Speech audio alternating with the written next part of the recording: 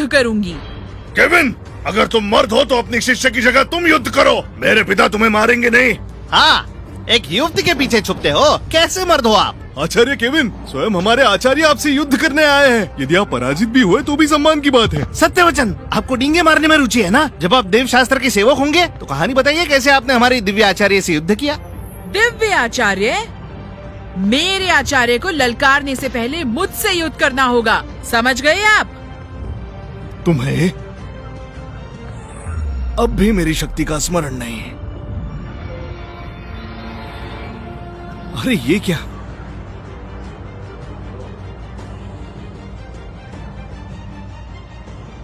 आचार्य सेनापति कृष्ण ने योद्धा योगी के चरम स्तर को साकार कर लिया। इन्होंने तो सारी बाधाएं तोड़ दी है। अद्भुत! एक दिव्य योद्धा योगी बनकर आपने संपूर्ण साम्राज्य में अपना सम्मान और अधिक बढ़ा लिया। अत्यंत शक्तिशाली। अपनी शक्ति से वो चिंता मुक्त को शमशान में बदल देंगे। मेरे पिताश्री की शक्ति के बल पर हम अवश्य विजयी होंगे। केविन, चिंता मुक्त गुरुकुल को नष्ट करना किसी चींटी को कुचलने समान होगा। केविन, तुम स्वयं को एक आचार्य कहते हो, केवल महिला के पीछे छिप सकते हो, युद्ध करने से भयभीत हो। केविन, लगता है तुम्हें मृत्यु से बहुत ज्यादा भय है। सत्यवचन, यदि तुम दुर्बल हो तो आचार्य के पद को त्याग दो। तुम्हारे गुरुकुल में अब बस 2 ही लोग हैं और तुम्हारी शिष्य पराजित हो जाएगी। अब केवल तुम बचे हो। टेसा, अपने व्यर्थ आचार्य को देखो, वो कितना भयभीत है। वो तुम्हें कैसे सुरक्षित रखेगा? हाँ, अपनी माता की बात मान लो। साधना के लिए सबसे आवश्यक है शक्तिशाली आचार्य की शिक्षा, और तुम्हारा आचार्य केवल एक निम्न स्तर का आम योद्धा योगी है। चिंता मुक्त में तुम्हें कोई लाभ नहीं होगा। सुनो, मुझे दुर्बल लोगों पर बल का प्रयोग करना उचित नहीं लगता। तुम कठिन परिश्रम से दिव्य स्तर पर पहुँचे हो। यदि मैंने अनजाने में तुम्हें अपाहिज किया, तुम्हारा परिश्रम व्यर्थ है। अपाहिज करोगे मुझे? केविन, तुम केवल एक आम योद्धा योगी हो। युद्ध करने का साहस है भी या केवल कायरों की तरह हिचकते रहोगे? पुरुष हो ना? केविन, यदि तुमने युद्ध करने से मना किया तो तुम्हें पराजित घोषित किया जाएगा। मुझे देखना है कि क्या तुम में साहस है मेरे गुरुकुल की एक चींटी को भी नष्ट करने का।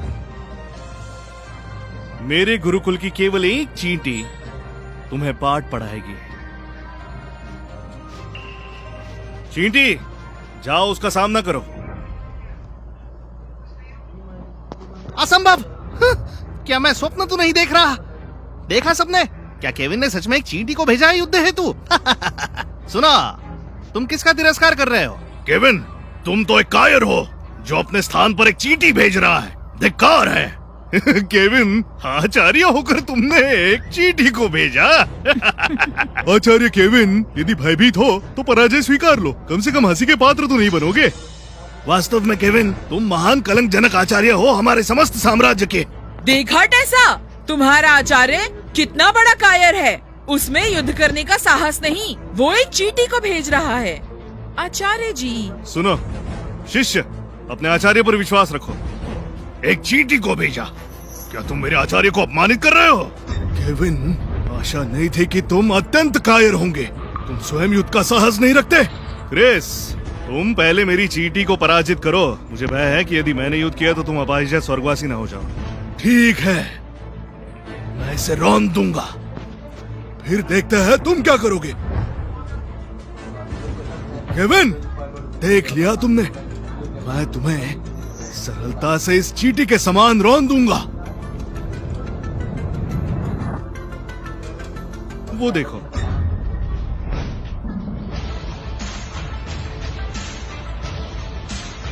असंभव। अंततः केविन है कौन? केवल एक आम तपस्वी, किंतु वो अपने गुरुकुल में दिव्य इच्छाधारी पशु पालता है। चींटी ने रूप कैसे बदल लिया? कैसे संभव है? सबसे भयंकर बात तो ये है कि इसने आचार्य कृष्ण के वार को रोका। इसका मतलब हो सकता है ये एक दिव्य चींटी है। चिंता मुक्त में दिव्य प्राणी कब से निवास करने लगे? इच्छाधारी चींटी, सबक सिखाओ उन्हें। मैं आपकी आज्ञा का पालन करूंगी आचार्य जी। अति उत्तम इच्छाधारी चींटी। मेरे आचार्य एक सच्चे दिव्य योद्धा योगी हैं और अस्त्र शस्त्र युद्ध में सर्वोत्तम है। ये चींटी भी उनका सामना नहीं कर सकते। सत्य वचन है तो ये केवल एक चींटी है। मेरे आचार्य इसे एक वार में पराजित कर देंगे। केविन, यदि ये चींटी का विजयी होना तुम्हारा अंतिम विकल्प है, तब भी तुम पराजित होंगे। केविन, मैंने तुम्हें कम समझा, परंतु क्या तुम्हें लगता है कि ये चींटी तुम्हारे गुरुकुल की रक्षा कर सकती है? यदि ये शक्तिशाली चींटी मेरी होती तो न केवल मैं इसकी शक्ति छीनता, बल्कि इससे चिंतामुक्त को पराजित करवाता, फिर चिंतामुक्त मेरा होता। तुम जैसे शक्तिशाली दिव्य चींटी को समस्त साम्राज्य का रक्षक होना चाहिए, केवल चिंतामुक्त का नहीं। आपस में युद्ध करने से लाभ नहीं। मेरे गुरुकुल में आओ, मैं तुम्हें सारी सुख सुविधाएं प्रदान करूंगा। नहीं, मैं चिंता मुक्त में निवास करने वाले अन्य दिव्य पशुओं के आगे शून्य समान हूँ। रही बात आपके गुरुकुल की, तो मुझे वहाँ नहीं आना, समझे? ऐसा अपमान, ऐसा दुस्साहस!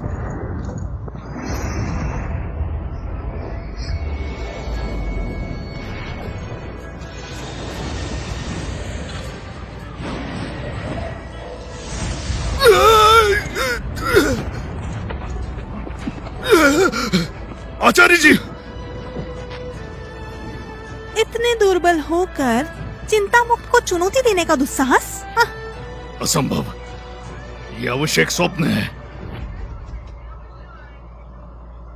ये छोटी सी काली चींटी एक दिव्य इच्छाधारी पशु है। क्या ऐसा संभव है कि यही चिंता मुक्त गुरुकुल का सत्य स्वरूप है? देव समान पर स्थित एक दिव्य जीव? ये चींटी इतनी शक्तिशाली कैसे?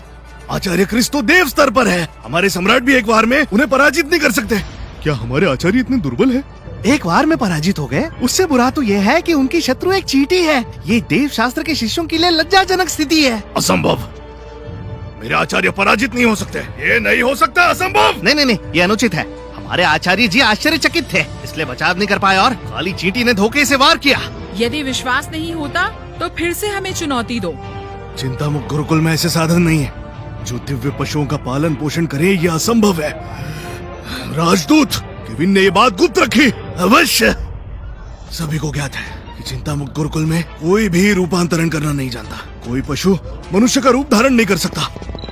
ये काली चींटी अवश्य ही असुर समुदाय से आई है और इसे लाने वाला केविन है। असुरों के साथ मित्रता, वो आचार्य बनने के योग्य नहीं।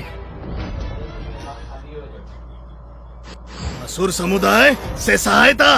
हाँ, मुझे ज्ञात था, अन्यथा केविन के पास ऐसी जीव कैसे आ सकती है? ज्ञात होता है असुरों की सहायता से हुआ है।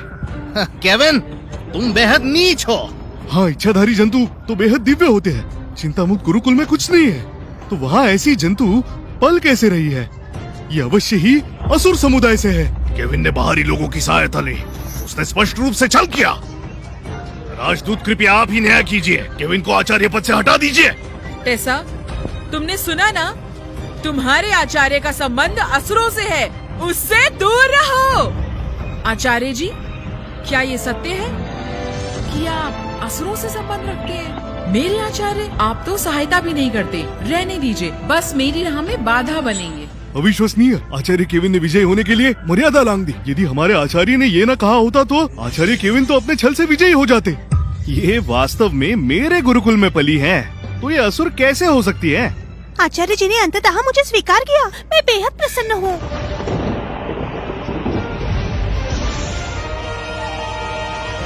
प्रणाम महाराज।